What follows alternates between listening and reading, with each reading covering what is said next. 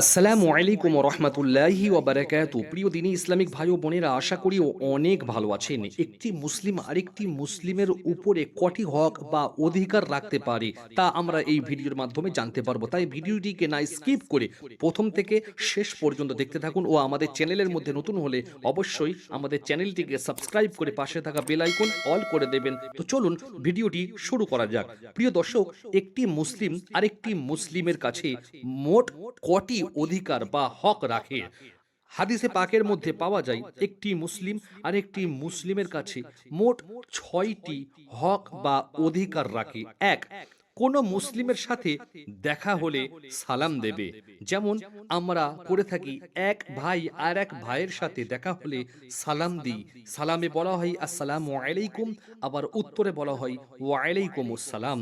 এটি কিন্তু এক মুসলিম আর এক মুসলমানের উপরে হক আছে। তোমাদের কেউ দাওয়াত দিলে তা কবুল করবে। যদি কোনো মানুষকে দাওয়াত করে, যদি উভয় পক্ষে মুসলিম হয়, তাহলে একে অপরের দাওয়াতকে কবুল করা।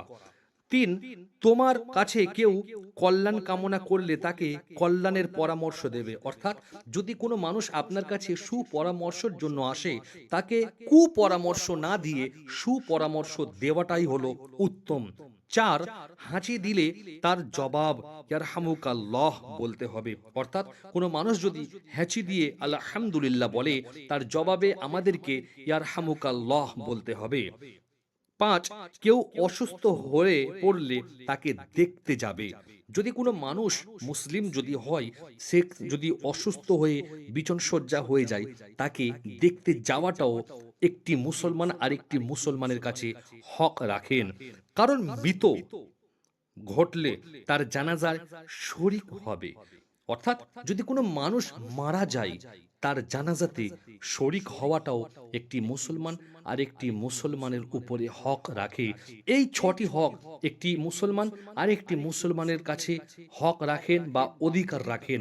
তাই আমরা সকলে এই 6টি হক জীবনে চলার পথে আদায় করার চেষ্টা করব ইনশাআল্লাহ। আল্লাহ পাক আমাদের সকলকে ভালো রাখুক, সুস্থ রাখুক। আজকের এই ভিডিওটি এতদূর পর্যন্ত। আল্লাহ হাফিজ।